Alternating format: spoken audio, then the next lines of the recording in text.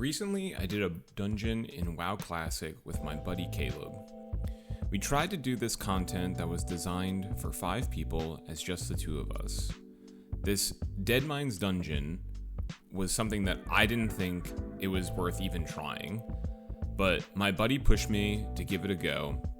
We died a lot and had to try a bunch of different strategies to overcome the challenges that the dungeon presented to us. But in the end, we did win. It was such a surprisingly fun experience, and it gave my friend a taste for what really challenging content in WoW could look like. And it never would have happened if I had followed my gut and not done it. This made me think a lot about this concept called limit testing and how we should engage with it more in video games and in real life. Limit testing is the process of pushing yourself to a point of failure intentionally to find out where your limit is. In this story, I figured that we would just fail before the first boss and have to call it a day.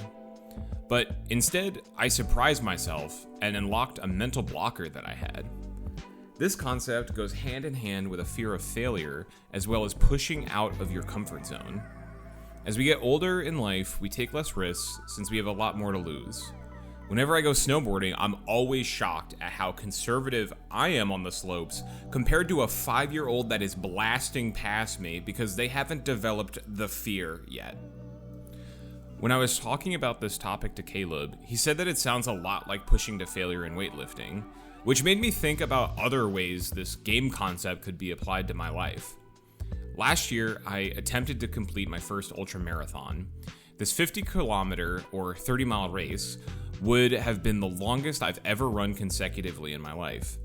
Now, I'm used to endurance sports. I've completed 2 70-mile triathlons in the past, but this was a completely different beast. I had trained for 8 months on and off, and I wasn't as diligent as my triathlon training in the past. And oftentimes I would say, well, I did those tries the first time without failing. How hard could this be? The nutrition plan is similar, the duration of exercise is similar, my body was in a pretty similar shape. I persisted and showed up on race day, and I planned to complete the race within the allotted time that day. The first 10 miles were easy. We passed the first cutoff point, and Caleb called it for the day. I persisted with the expectation of finishing the race. Around mile 5, there was a river with a deep, muddy trench I had to climb out of. It was maybe 5 feet high, and I had never encountered this while training. I was there for a good 5 to 10 minutes trying to figure out how to overcome this obstacle. Eventually I did, but I scraped myself pretty bad, and getting to the top, and had to use a lot of water to clear the mud off and make sure that it wouldn't get infected. That was kind of the beginning of the end of that day. The next section had the aviation gain of about 30 flights of stairs, followed by a sharp descent. I had mostly trained on flat roads, so this was a struggle. By mile 18, I was cooked.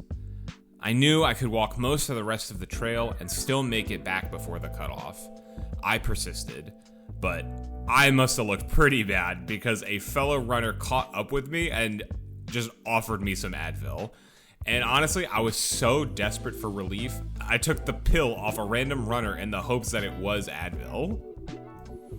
I called the day around mile 21 and had to walk 2 miles back to camp for my pickup. After 23 miles and 13 feet of elevation, or 110 flights of stairs, I couldn't go on any further than where I was.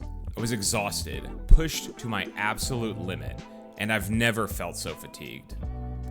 Technically, I failed my goal that day. I should be upset or frustrated with myself, but I've never looked at it like that.